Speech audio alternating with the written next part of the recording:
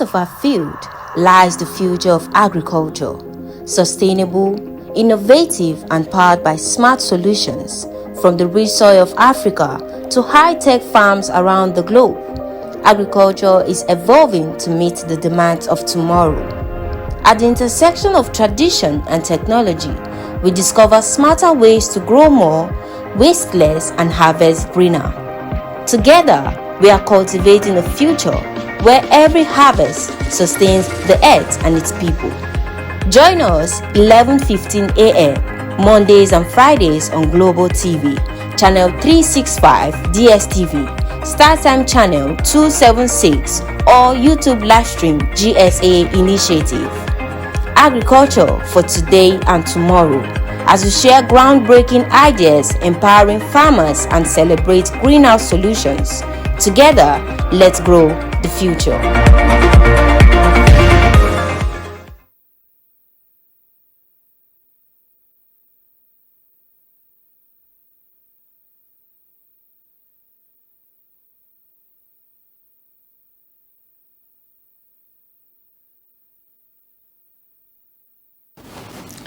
Hello and welcome to today's episode of Agriculture for Today and Tomorrow TV show, where we explore innovative ideas, practical solutions, and transformative conversations shaping the future of agriculture in Nigeria and across Africa. Remember, this TV show is a Media for Agriculture Development project of Growth for Sustainable Agriculture Initiative, GSAI, and it's an NGO that's agri-focused, committed to promoting knowledge, innovation, and partnerships that transform agriculture for today's needs and tomorrow's opportunities. On this show, you can always watch a replay of this and all other episodes. You can drop your comments and questions or contact us on any of our contact points, such as our website, www.gsa-initiative.org, or our social media on Facebook, Instagram, LinkedIn, or YouTube with the handle @GSA Initiative. I remain your host, Daniel Black, and it's a pleasure to have you join us today. Now, today's discussion focuses on the impact of President Tinubu's agricultural programs on Nigeria's economy. Is there an impact? Is the impact positive or negative? And joining us to have that conversation is Mr. Uche Dominos, CEO of EE Usham Agro Limited and a member of Grassroots Advocacy for Tinubu 2027. Mr. Uche, thank you for joining us. Thank you, Mr. Black. It's a pleasure being with you today. Yes, it's indeed a pleasure. And you know, this topic, when we posted your flyer about this topic, it has already generated a whole lot of buzz. People are asking questions. What kind of impact has there been? So I really hope, and it's going to be a two-part section today and definitely on Friday. So I really hope you will be able to let us know. Since you're a member of the Grassroots Advocacy, it invariably means that you say there's an impact. Yes. So I really hope you'll be able to show the people impact. So let's just dive right in because we don't have much time. So of course, the Tinubu-led government has carried out a whole lot of initiatives since inauguration in, I think that was around 2023. Yes. Right? And so the question here is as simple, and you know, according to them, most of these efforts are aimed at improving food production, expanding access, and all of that. But let me not be the messenger. So, would you, briefly just list out few of these initiatives, agricultural initiatives, and then also can you just let us know what the level of impact has been on the Nigerian economy? All right. Because of the time, I will not list so many. I will just streamline it to maybe just three major things. First is the establishment of the Federal Ministry of Livestock Development. Secondly is what you know as the Belarus project, the agricultural mechanization program of 2,000 tractors, and then what many people don't know, the National Soil Health Scheme. I know you're even surprised of the National Soil Health Scheme. I am not your audience today, so exactly. Go ahead. So the audience, there are some people who knows. Now, I don't want to talk about the CBN distribution of materials, fertilizers, seeds, and the rest. So these three that I want to focus on. Now, you know that the Federal Ministry of Agriculture is one ministry over the years. Mm-hmm. Back in your university days, you know that agriculture is an entire faculty. So that tells you that having the Ministry of Agriculture to cater for everything agriculture is a lot of burden and a lot of many loopholes was discovered. Now the president saw that there's something that has become a pressing need for the Nigerian people, which is the nomadic system of farming livestock, especially when it comes to cow. Now the president, in his wisdom, now created the Federal Ministry of Livestock Development.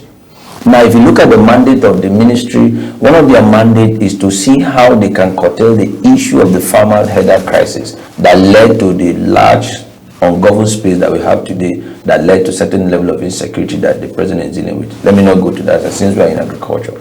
Now, that ministry is majorly designed to work in this area, bring a modernized system of livestock farming to avoid the nomadic system, which is as old as mankind itself. Number two, the Belarus project, 2,000 tractors was launched in Niger State sometime last year. Now, the plan of the president was this, and this is what is on ground now. 2,000 tractors has been delivered. We have about 9,000 implements attached to it. We have about 10 combined harvesters. You know what a combined harvester do? Now, the target is to cater to 550,000 hectares integrally connected to 550,000 households of agriculture, small scale farms. Yes. I know. I don't want us to spend because we don't have so much time. Yes. So I love these two that you have brought about, the tractor project, the Belarus tractor project. Yeah, the soil one is even the most important. Yeah. Okay. Yes, but I want to ask you now. Creation of the livestock development, which is one of the programs you have mentioned, the Ministry of Livestock Development as a separate ministry entirely. Yes. Just 3 days ago, there was farmer header crisis in Benue State. Yes. What has been the impact? Have we felt the benefit of that ministry, which now has its own minister, has its own permanent, has a whole lot of budget that has been accrued to it? Yes. Have we felt the impact of that ministry?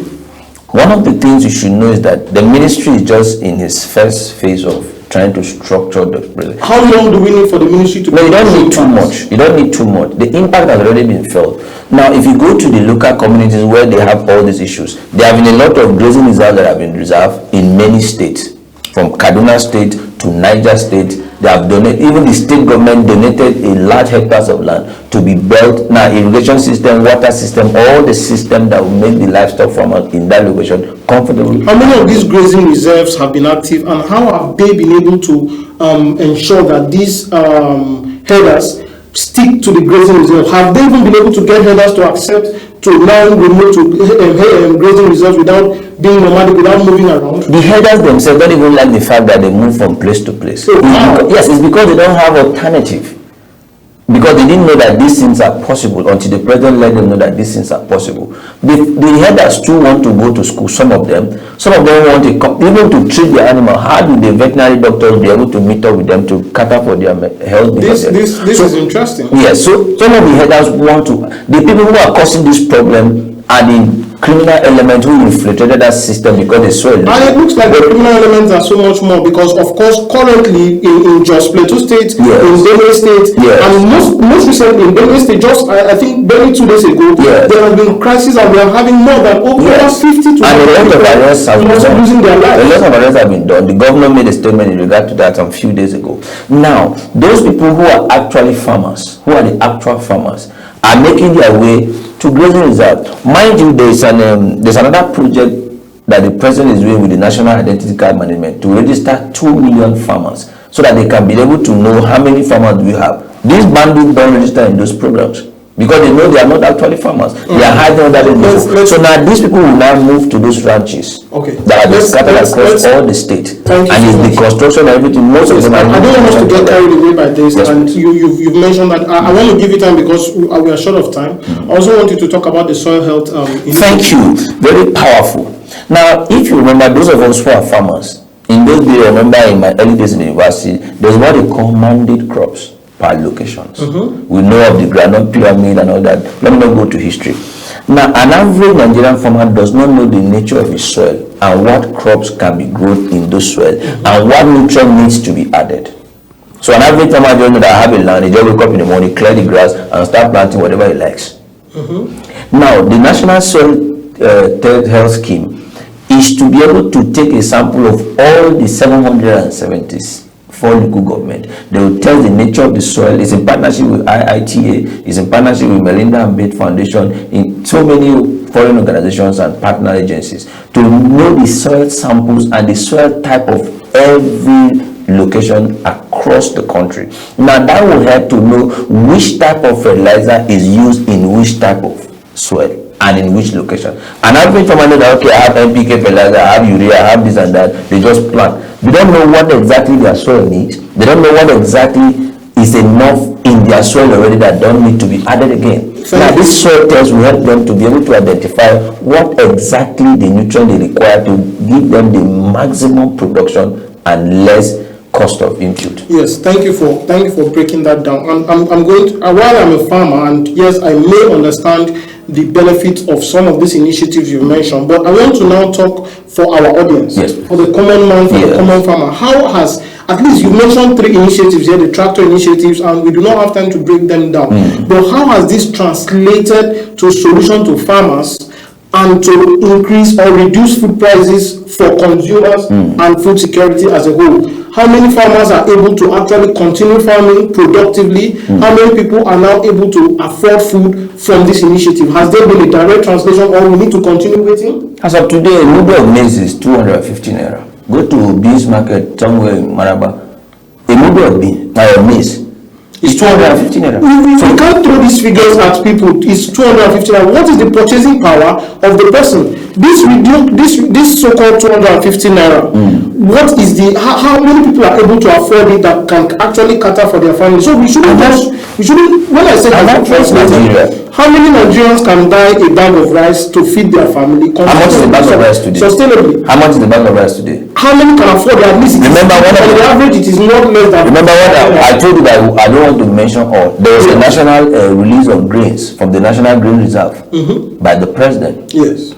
Now, if a mudu of maize is 250 naira, an average Nigeria can afford 250 naira. From where? Even if you are a farmer or you are a petty trader, you should be able to get 250 naira to buy a mudu.